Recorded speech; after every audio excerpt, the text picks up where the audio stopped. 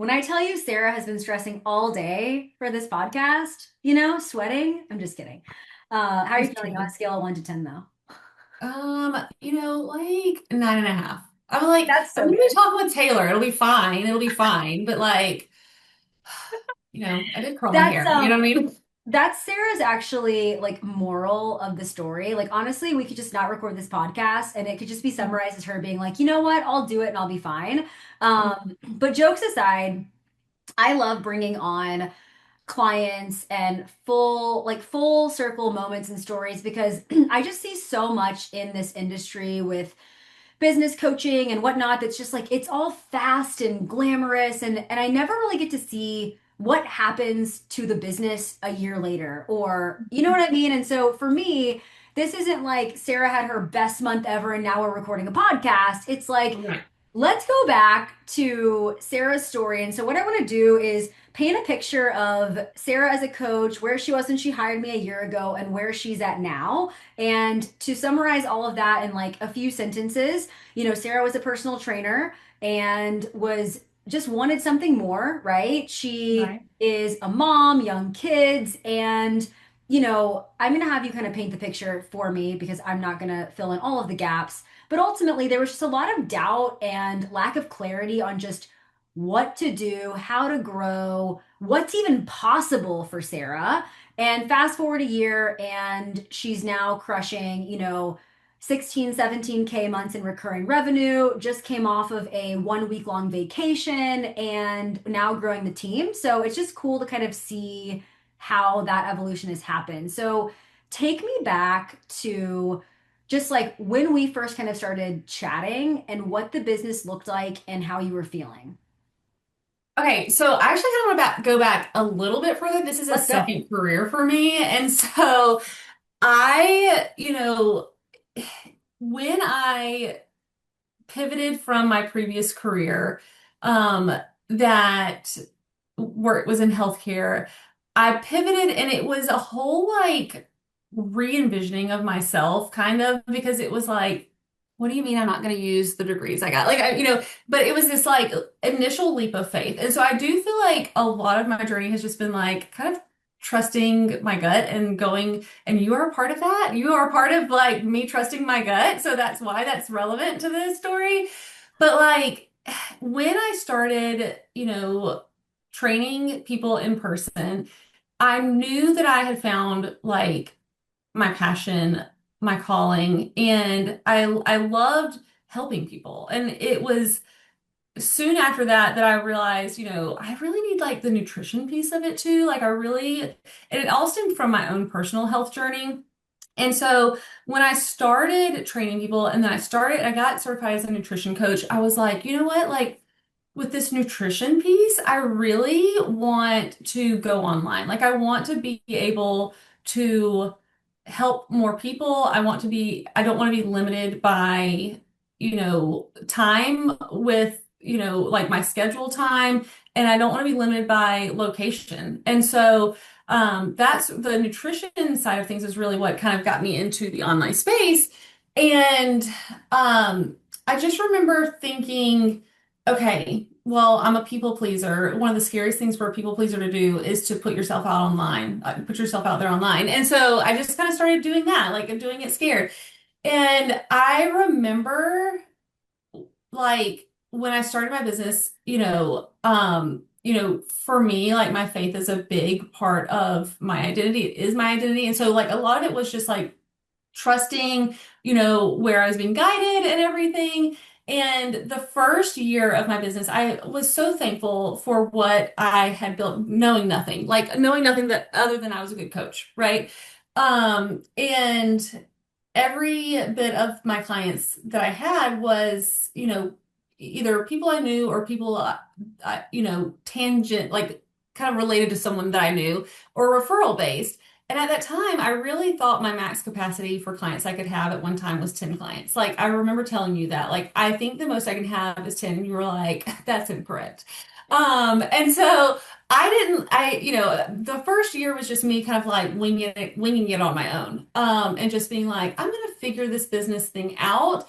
And it was really at the end of that first year of business, that I was seeing some churn, some roll off of like clients. And since I was all referral based, it was kind of like, oh gosh, like where are the referrals? Like, that's kind of hit or miss.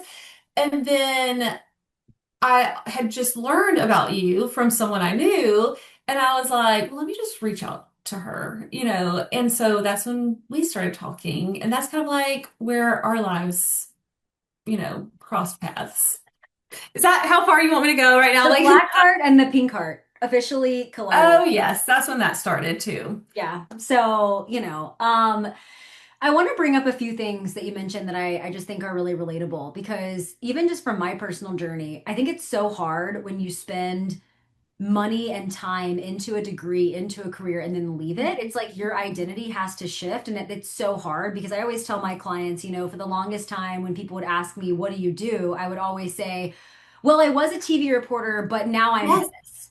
yes. I did that for, I think, the entire first year of my business. I always started with what I used to do.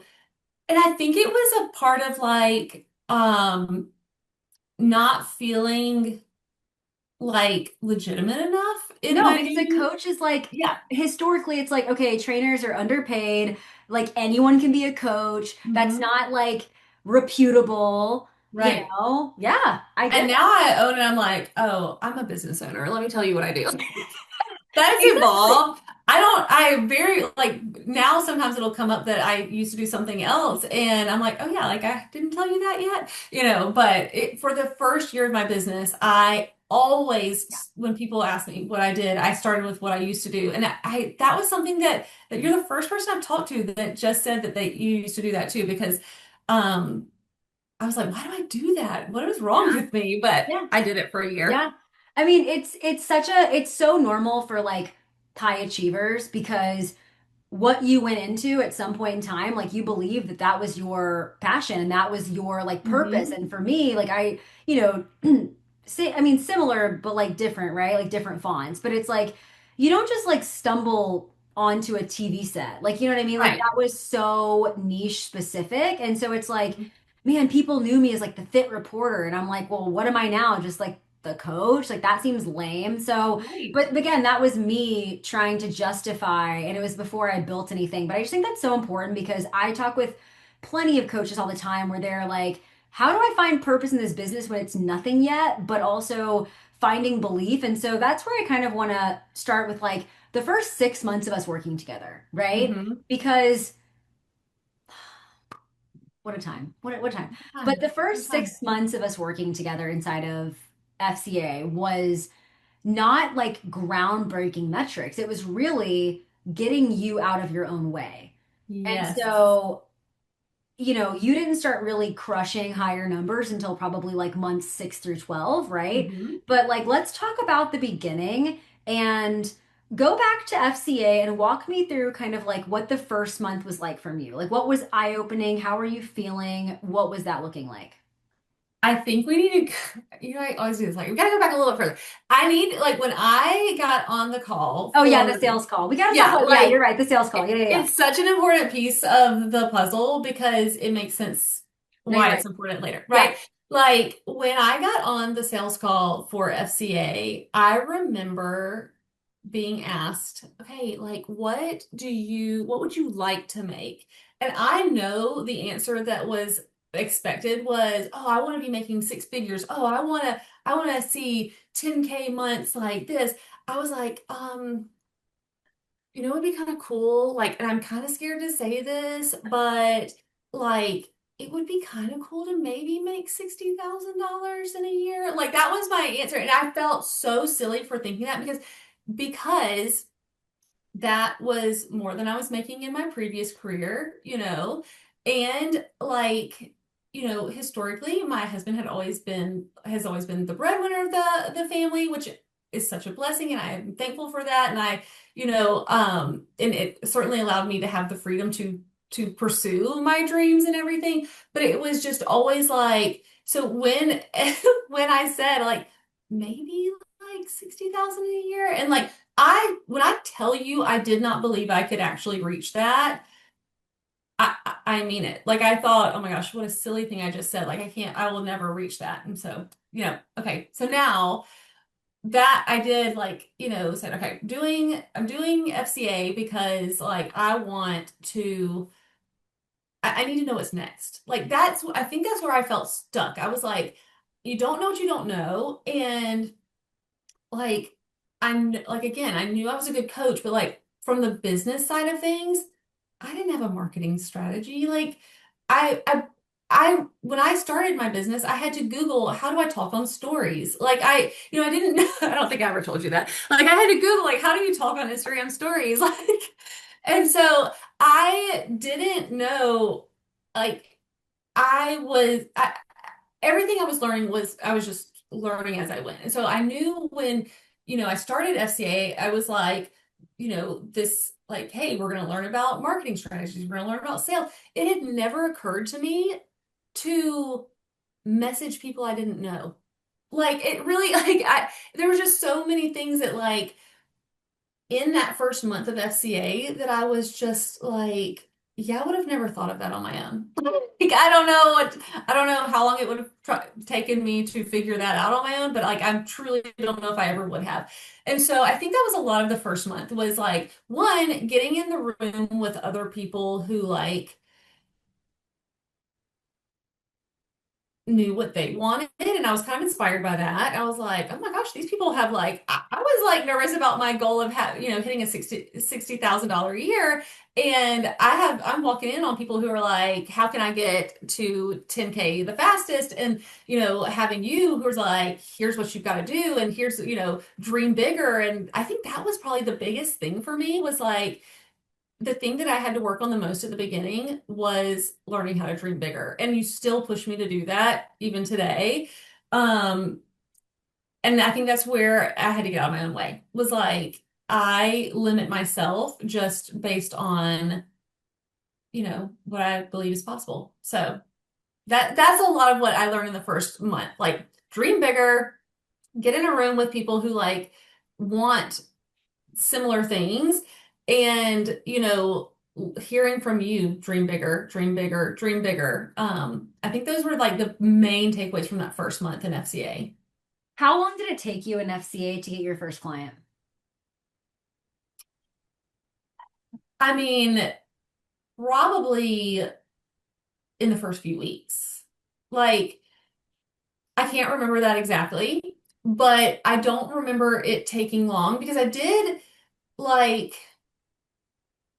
you're right. I didn't start like really hitting my groove and momentum until a little bit later, which I'm sure we'll get into. But like, I do think that I got probably my first client or so because I did still have that like foundation. I had been in business for a year. I thought for So I was you it like, was like let's, 2 weeks in. I yeah, I mean, don't it was pretty remember. early. Like, I Yeah. don't remember exactly, but it was pretty early. Well, and the reason I bring that up, one, I mean, we're coaching you how to leverage your audience, in the first week, Hmm. right? And so ideally, we want you to get a client in the second week. But I bring that up because one, people always ask me that, but two, all you really needed was like proof of concept that you could do it. Hmm. You know what I'm Right. saying? And so while we're talking about sales and marketing strategies and all of that, there is such an art to just kind of like getting you closer to the edge and just getting you to Hmm. kind of test things out. And I think for Sarah, which is what's relatable to a lot of coaches listening, is especially people that are not totally new to coaching. Like maybe they're Hmm. new to online or whatever, but like you kind of know what to do, but you don't know how to actually execute the skill. So like you need to market, but like what are you marketing? You need to Exactly. sell, but where do you go? And I think for you, it was the combination of getting instant clarity so Hmm. that I could challenge you on thinking bigger because I can't challenge anyone on thinking bigger if there's no clarity. You know what I Right. mean? If you don't know where to go to get bigger. Right. Yeah. Yeah. And so, I agree with you. Like, you were crushing, like, I think 6K after a few months. Like, it didn't take you Hmm. like forever, but Yeah. you obviously joined, alumni before you joined 4%. But I want to know, like, just going to FCA in and of itself, and then we'll go to some of your milestones. Like, obviously I was your first mentor, but if somebody were to ask you what the support is like inside of FCA, because people are so scared of like group containers, right? Like how would you describe the support? I mean, I loved the support because it was like you were always there. The coaches that you have within FCA were always so good about, and you know this about me too, like I am very much like, I need a very tangible goal that I'm working toward.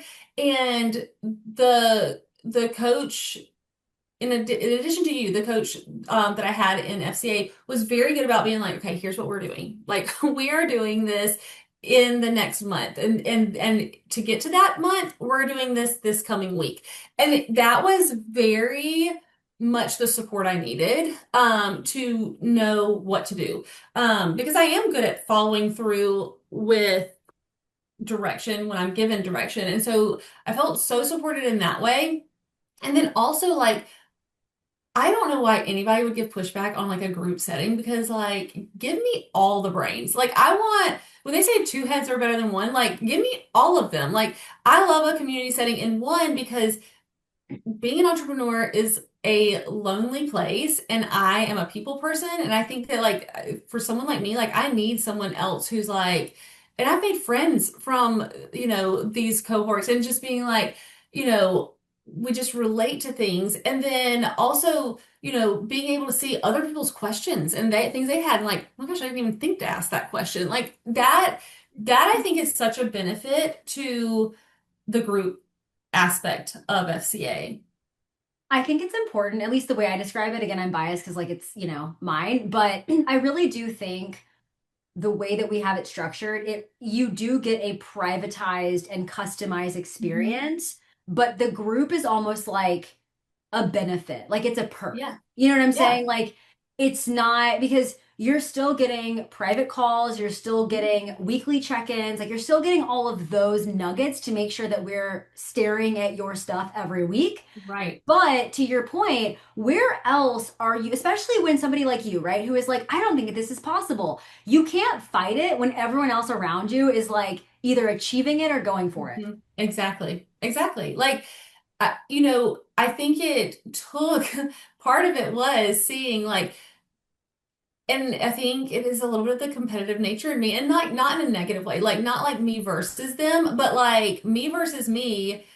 When I see that it's possible, I'm like, okay, no, like now you got to do it, like because if they can do it then if I feel like I can't, there's something that I'm doing that I need to like get out of my own way, or I need to make better to be able to do it. So yeah, like that, it did help me dream bigger to see that like other people are not only dreaming bigger, but like accomplishing those things. Speaking of like community and just kind of how it translates, I want to bring up the mastermind call that we had on Monday with like Liam and Brooke because I feel Oh, like that's such a good example of like what yes, we're talking about. And yes. I know how you are with like pricing. So I will push my clients to charge something, whether they listen to me or not is a completely different story. But I bring this up because, we had two coaches on this mastermind call that were basically saying they had the same lead and they both Mhm. had the same sales call. And the person who charged $200 more per month got the close. Yep. And the other coach was like, I just wasn't confident enough. You know what I Yeah. mean? And so it's funny because no one was mad about it. It's like, man, Yeah. like that proved that I could do that. I just need to be Yes. better, you know? And I love that about the call because I like even put in the chat, I was like, wait, both of you like and I really think that is a thing. Like it is like I do think that as individuals we thrive when we have a competitive nature, but the competitive nature is with ourselves and we just use the other people we see doing and winning as like fuel for our fire. Right. And that was a good example of that. So, just really quickly before we start talking further about your story, because I do want to bring up like the skepticism that is in the space right now. Mhm. And I hate using the word saturated because I think there's always a negative connotation, but like you and I are in the fastest growing industry right now. I mean, like the online coaching space is only going to continue growing, which is awesome. Like, this is the perfect time Mhm. to jump into coaching. But with that being said, there's more and more coaches of all niches that probably don't need to be coaching. Right. And so there's just a lot of skepticism. Like, do you get business coaches DMing you still? Yes. Yeah, Okay.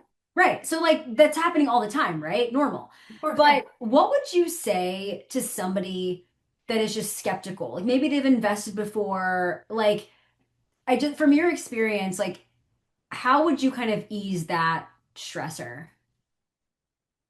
I would say like I feel a little bit like I'm evidence that if I can do it, you can do it. And because and I don't say that in like a I'm not being self-deprecating or anything like that, but and when I say that, this next thing it's gonna sound like I'm being self-deprecating, but like I'm I'm not anyone special. Like you know what I mean? Like I live in a pretty small town. I don't have a huge following on Instagram. I mean, it's decent, but like I don't have, when it comes to Instagram metrics, like I do not have like a big following or anything like that. You're not over Um, 10,000. no, no, Yeah. I Yeah. less than 10,000 for sure. Yeah. And like, and so I don't have a big fat following. And I've just found that when you have a strategy, when you really do pour into caring about the people that you want to have impact on, and you do care about impact, like if you don't focus just solely on numbers and solely on acquisition, and you do have a passion for it, and you do have like a love for the people you're interacting with, and you realize that you're not just interacting with leads, but you're interacting with human beings with real problems, that you just like you find your people and your people find you and that's why you can take some of the like you don't have to worry about being saturated, like you don't have to worry about it being like in constant competition with everyone, because one, there's a I don't know how many people there are in the world. There's a lot of people in the world. and and we all have similar like to our core, we have similar wants and desires. And if you can find that human connection with people, like you're going to find the right people and they are going to find you. And that's just what I have found to be true. And just to kind of reiterate what Sarah's saying, like just a few things to just point out stats, right? So she, in 1 year, built a multi six-figure coaching business with recurring revenue, minimal followers, no ads, and like also, I would guess you probably feel like you are significantly more present with your family. Yes. I mean, it's cool because, like I get like so you mentioned like last week being on vacation, which it was not like a vacation at the beach, but it was me getting to go with my son to his, out of town, his DC field trip. Like I was gone for 4 out of 5 days last week, and getting to do that and not, in my previous career, I would have had to take paid time off if I had any left, I would have had to, clear it with other people. And while it's not all rainbows and sunshine with being like there's still work to be done, but like I was able to disengage and be completely present with my son for that entire week. And that I'm so thankful for. Like, and I do have the flexibility where I can, you know, move things around if I want to be able to go to the school and like help with something. Like I have that flexibility to be able to do that. And I do try really hard to like when my kids are home from school to when they until after they go to bed, like cut it off. And yeah, there's always work to be done. And sometimes I am up after they're in bed, but like I get to choose that and I get to choose that time that I'm very present with them. Um, and I'm very grateful for that. I think I mean, that's just such a big, balance is hard, right? And I'm Yeah, not here to tell you that anyone has it figured out because I really do believe that to be truly successful, you have to be imbalanced, right? yeah, Like that's why you have, a body that you love and you've built what you have is because like you have not done what normal people consider balance. You know what I'm saying? Right. Like it's interesting to kind of like put that perspective into it. But I know that's such a fear for, my parents that are listening to this is like, well, can I grow the business and still have time for my family? And like, are there going to be phases of sacrifice? Totally. Are there going to be ebbs and flows? Yes, absolutely. But is it possible? Yes, if you want it. Mhm. Like I really do think yes, if you want it.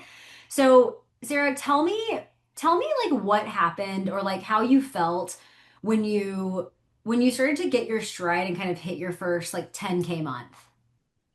So I think when I started to hit my stride, it was a combination of things again, but it was like one, I started to believe that I could, and I started to like dream a little bit bigger, and then I just started really like I set some non-negotiables for myself instead of being like, oh, should kind of do this. I should like once I got into a routine of like setting some non-negotiables for myself as far as like when it came to marketing, how I show up, in my space, following the strategies that I'd learned in FCA and stuck with some, non-negotiables when it came to like, sales. It just kind of started to build, and that's when it kind of became like, oh my gosh. And like, I ran into new problems when I would like I did see a lot of growth really fast. In fact, like I have a little board that that I have. Like I would put like a goal on my board, it got to the point where I was like sending you like, hey, I hit this goal and I had to change my board again. And like and so that was really cool. And I think when I hit and every time you like gave me a new goal, I was always like, I can never. And you're like, yes, you can. And like, and so then I would. And I still do that to you today. But we had that conversation earlier today. Yeah, like 30 Um, minutes ago. yeah, but I think when I hit that first 10K month, it was like I I could it was really the moment where I reflected back and was like remembered that phone call where I was like, I'd love to like have a 60K year. It was like that moment that I reflected back and I was like, I am beyond where I ever let myself dream before. And like it just kind of happened. And at that point, and like and now you know this about me too. Like now I'm always moving the goalpost a little bit. I'm like, I get here and I do celebrate it, but I don't celebrate for long. I'm always kind of like, okay, and that's not me from like a year ago. So, yeah, I think that was that 10K month was very much like I have made it and I am different now. And not in like a completely different personality type way, but like the belief that I have in myself and in my business is at a different place than it was a year ago. Every I mean, that's the thing is like I think so many new coaches really get caught up in the fact of like let me prove it and then I'll invest, or let me prove it and then I'll Mhm. try. But it's really the flip. Like you have to Yes. be so delusionally optimistic that Hmm. you're going to do it regardless. And Hmm. it's almost like you have to kind of fake it until you make it, right? Yeah. And then Yeah. you keep doing that and reaching new levels. Because I don't think imposter syndrome is a bad thing, right? I think that it's just quite literally your brain saying, hey, I've never been here before, and I maybe don't know all of the next steps, but still taking those steps. So, for coaches that are listening to this and maybe they're still sub 5K months, like Mhm. what advice would you give them for trying to get out of their own way? I would say, look at what is holding you back? Like, is it your like, you say you want to grow, you say you want, more, you say you're doing all the things, but like, are you? And like, there will be things that pop up that you realize move the needle more than others. And like, are you doing those things? I will say, if you're not showing your face and talking to your people, that's probably step one. But like, like you will start to notice what works and what doesn't. And like I just had that conversation with you today. Like I noticed that in the phase that I'm in now, when like I took a step back from some of the things that I know work and then I started implementing it, it just started rolling. And so you have to figure out, I think you just have to be really honest with yourself. Like I have had to get more and more honest with myself and my effort. And this is something that I tell my, nutrition clients is like, does your effort match your expectations? And I do think that when we say, yes, my effort is matching my expectations, but we're not completely honest with ourselves, the only person we're hurting is ourselves. Like we have to be brutally honest with ourselves about our efforts and kind of looking at that. So that's the advice I give.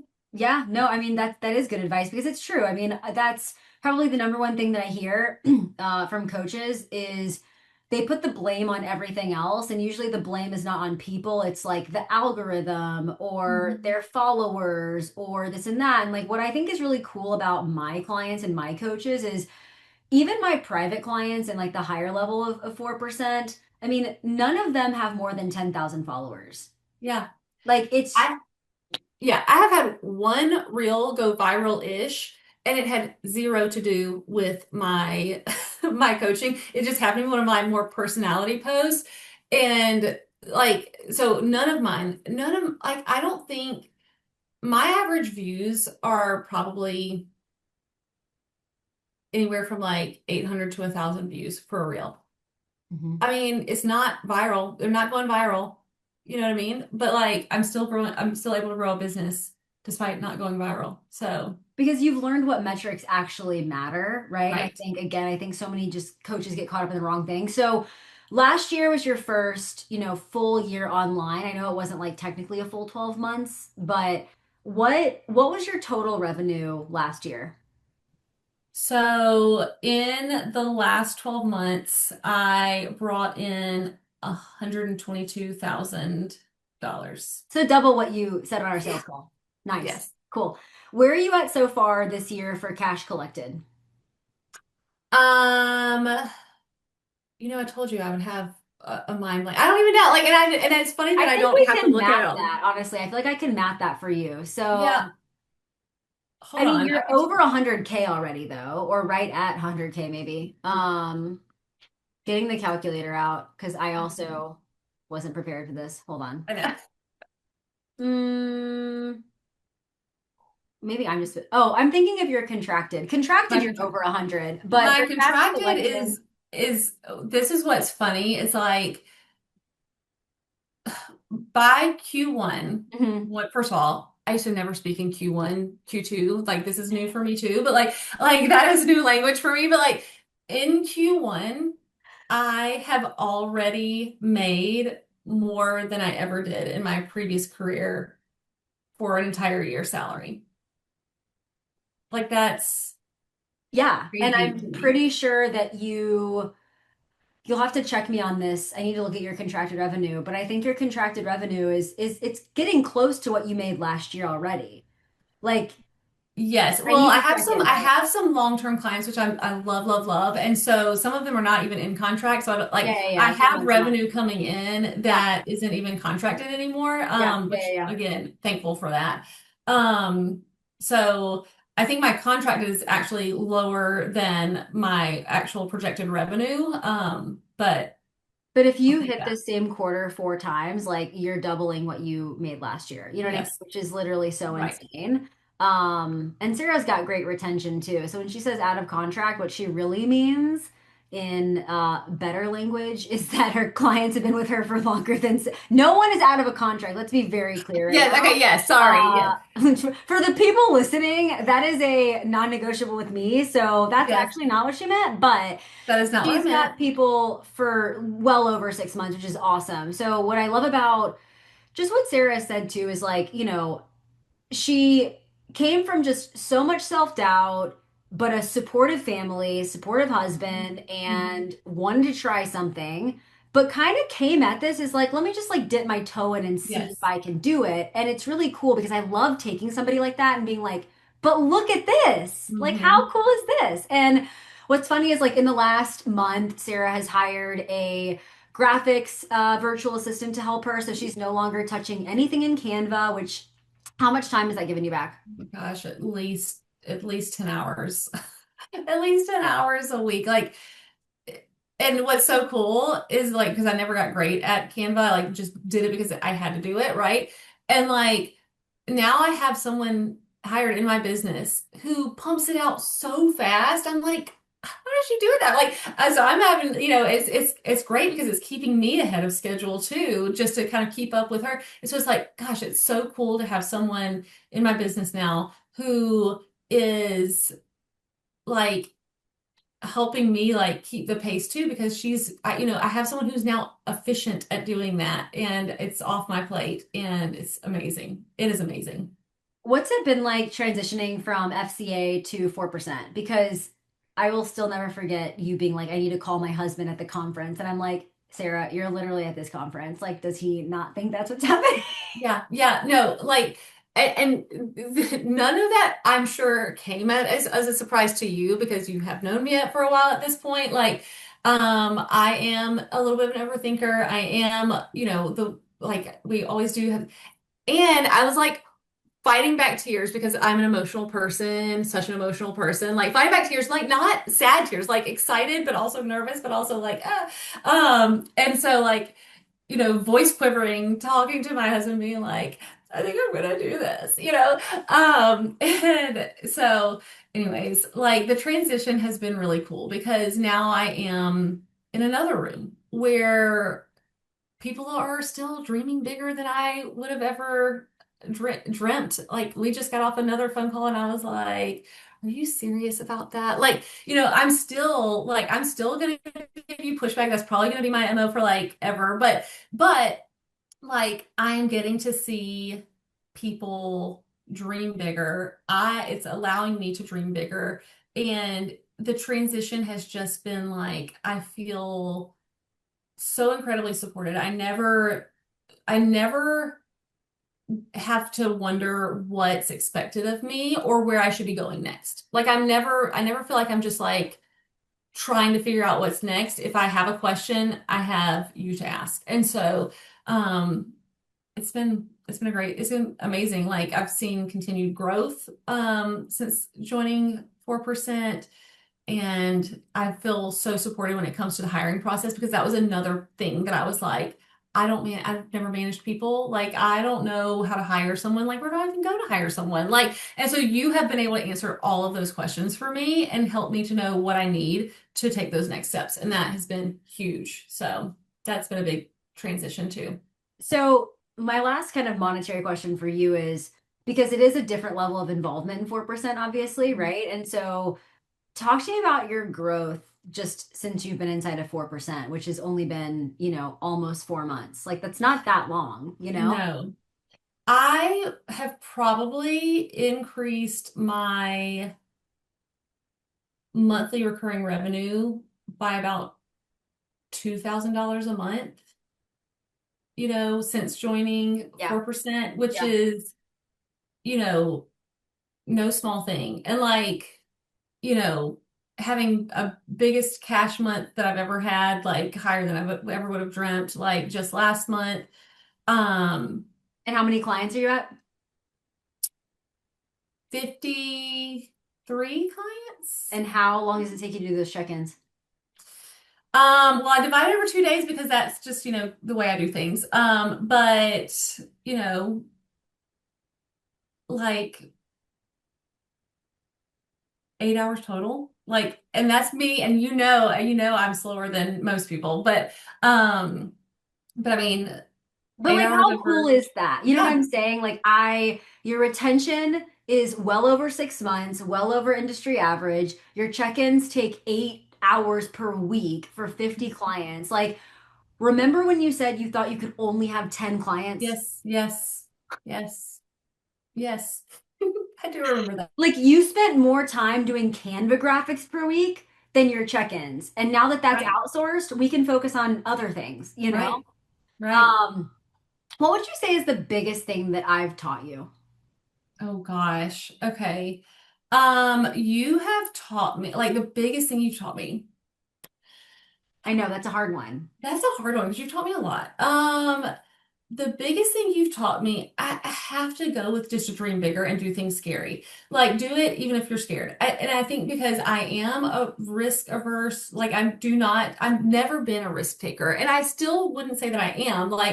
Um, you have to give me little shoves or which you do very well with a little bit of sugar coating because that's what I need, like with my pink hearts and all. But I think the biggest thing you've taught me is like you have to just keep dreaming bigger and you just have to keep believing and you just have to keep taking action. Like that's kind of the magic. Yes, you've taught me processes. Yes, you've taught me how to like hire. Yes, you've taught me a lot of practical things, but I think the like overarching thing that has probably made an impact on just kind of like how I even see my business is probably to dream bigger and just act, like just do it. Yeah. How and those are all like so viable, right? And I would say if I asked everybody that question, they would give me different answers, but I know that you are not somebody that is naturally motivated by money because Right. like yes, you want to see the bigger numbers, but Sure. also those numbers if you get too focused on them, they stress you out and then the Yes. opposite of what we need happens. So Yes. that's why I like set goals differently for you. And so I Mhm. guess my question for you is like, you've been in the group long enough, you're on the calls, like we obviously have private calls and all that good stuff, but like, I think people are so afraid that when they hire somebody, everyone's going to have the same business and the same coaching. Like, Or absolutely not. Like, so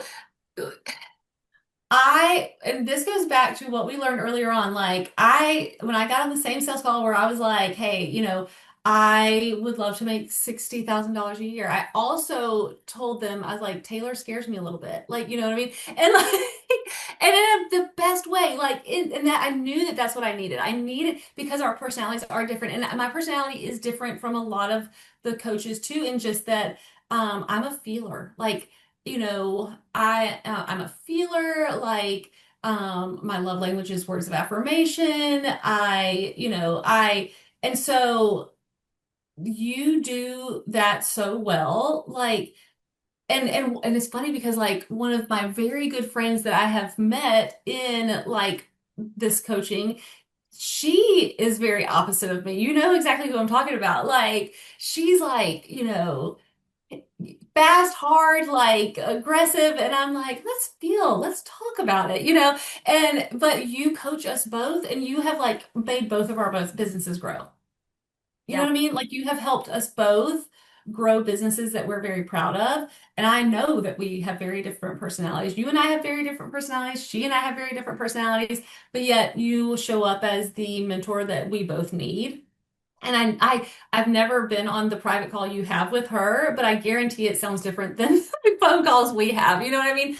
Like you know how to be very direct with me, but like give me enough of the like words, I think that that that is actually such a great content idea for me, where I just pull quotes from me from different calls because I am pretty sure on the call I had with the person you're talking about, I quite literally said, we have to stop and cut the fucking bullshit right now. This check-in is crap. Like, I remember saying that on a call.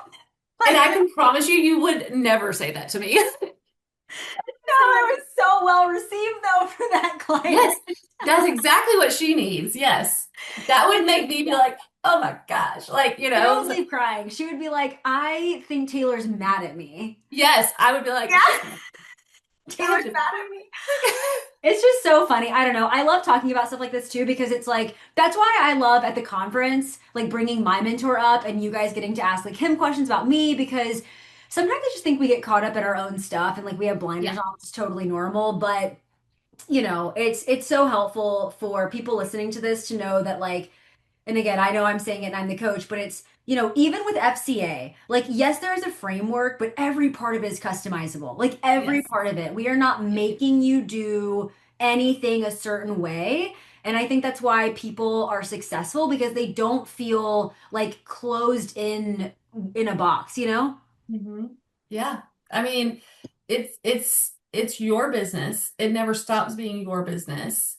It's just you have the support that you need to make it go where you need it and want it to go. And even beyond that, clearly, where you think it can go. So yeah, Yeah. it never starts being a cookie cutter business. It's still the essence of who you are and what you bring and the impact you want to make. You just give us the guidance and the tools that we need to build on that and take it where we want it to go. And would you say that as your business has scaled, like our dynamic has also changed and evolved? Yes, yes. Like you don't scare me anymore. First of all, They're listening to this being like, what do I say? It's so funny. I mean, truly, you know, I really, truly like, I just feel like one, you know me as a person more, and I feel like I know you as a person more. Like I feel like, you always do such a good job of like having the appropriate boundaries, like any coach has, right? Like we have with our clients, and like you do that, but you do like, I think you know who like your clients who are like putting everything into it and that are like really here for the long haul and like trying to build something, and you give like parts of you that are just like personal. Like I just feel like I know you, you know my business, you know me more, I know you more. Like it's just I think that's a really cool thing. Like I think that's a tough balance, but I feel like you do that very, very well. would you say, because I want to kind of, give a teaser into like Path to 4%, but I know you've only been to one event and it was technically before you were in 4%, Right. but how did that event in Dallas kind of change how you felt like in the community? It was like walking into that event, very nervous, by the way, surprise, going into Dallas, like nervous and excited, and seeing your interaction and how well you knew the details of every single person's business, no matter what their revenue was or what level like of 4% they were in, was just very cool. And I just felt it was a different vibe in that like everyone there knew that their business mattered, their impact mattered, that their business was bringing to the world. And um and it was just seeing you in that space was really cool too, because you could just see how interwoven you were into everyone's business. On like a very personal level. It was never like, you know, superficial things. Like you just knew the depth of everyone's business. And I thought like, I was like that, yeah, like I need that kind of like in my business kind of guidance. So that was a really cool like transition too. Like I knew I was supported already and like was getting so much support, but it was like that just next level of support. And that was like in my business. And so that was really cool. I love our events. I mean, I'm again biased, but like really, I just think it's so rare because I think that's also where you're able to just make so many new connections and really Yes. build a lot of what I would say friendships going into 4%. Because one thing that I always want to foster in communities is like people are bragging about their wins all the time, right? And people Mhm. are posting like massive monetary wins or things that have nothing to do with money. But Right. I always want people to say, man, if that's possible, then I can do it too. And so I think Yes. it's really crazy when you've seen these people kind of like on Instagram and you're like, okay, they have struggles like I do, or Right. they're wanting this like I do. And like really when the common thing, because when you think about what we talked about in Dallas, we really didn't talk about revenue once. Mm-mm. No, like Like, I don't think it ever came up at all, really. Like, yeah, I think anything I knew about revenue was just based on like side conversations we would have, but like it was not a part of the conference at all. Um, yeah, yeah, like yeah. it was cool getting to talk to other people and see the people behind the community that I had already built, like just from like a distance, and getting to see them in person and being like, and getting to talk about like the very real struggles that come with entrepreneurship and just, but also the really cool ride that we're all on, you know? I know. And then you guys should see Sarah at an emo bar. It was honestly the highlight of my December. Um, Yes, it is.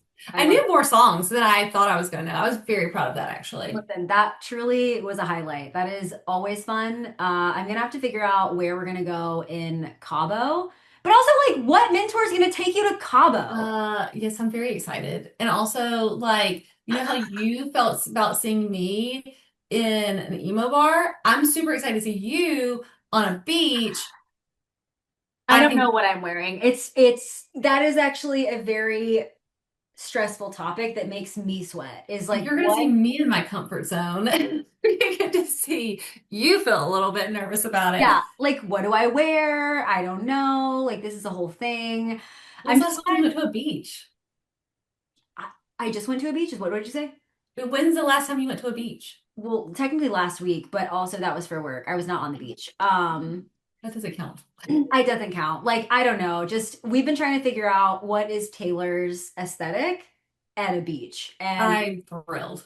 And as of now, I don't have an answer for you. Yeah. Um, is there anything I didn't ask you? I didn't really talk about like, your husband's perspective or any of that, but like I do think it's always important to say, hey, like you've done some really cool stuff, but how has it been perceived at home too?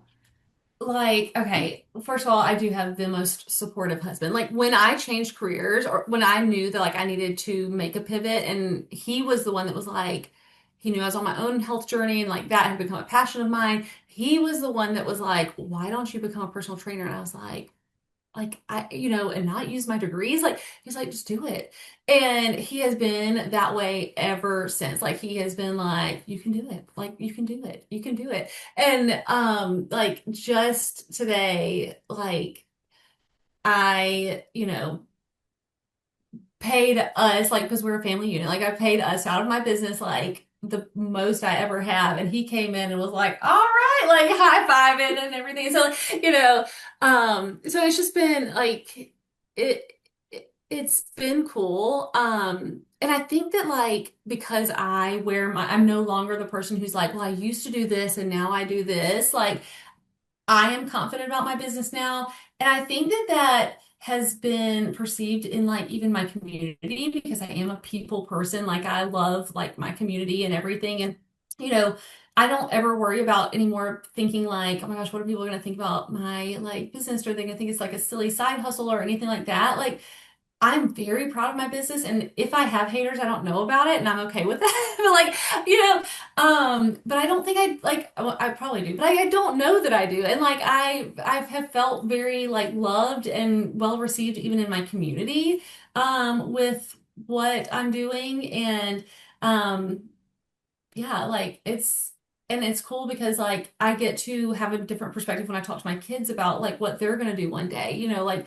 You know, you get to keep deciding like and so like it's been really fun to kind of see how it's perceived and I am blessed with a really wonderful support system and you know I'm thankful every day. I just want to reiterate the fact that, like, again, this was never meant to be how Sarah made six figures in 30 days. Like, truly, No. it is, you have only gone up, Mhm. right? And it has continuously, and it's been stability. Like, it's Yes. grown in a very, like, stable way. Yes. And, I just am super excited to kind of like have this conversation in a year from now Oh again yeah. because I know it's going to be like, remember when, and then the 60K is going to seem so insane, like knowing I what you know know. now. But, the way Sarah keeps saying like the dream bigger, you're really only able to think of a vision for your business for the duration you've been in business. So, like, Right. if you've been in business for a year, you can typically see a year out. And, as Sarah is going to have 2 years under her belt at the end of this year, that's where I think the vision is going to start to actually really start to solidify. Whereas, like, now it's really like, what does 2026 look like? Like thinking about December is probably still a little challenging. But by the Mhm. end of this year, and that's why I'm super excited for our retreat in June, I think it's just going to challenge you at the right time. But, Yes. if you are struggling with growing your business, right? This is not where I tell you to jump into FCA. I mean, that would be smart, probably. But take some time and look in the mirror. Like, truly figure out where you think you're Mhm. doing the right things.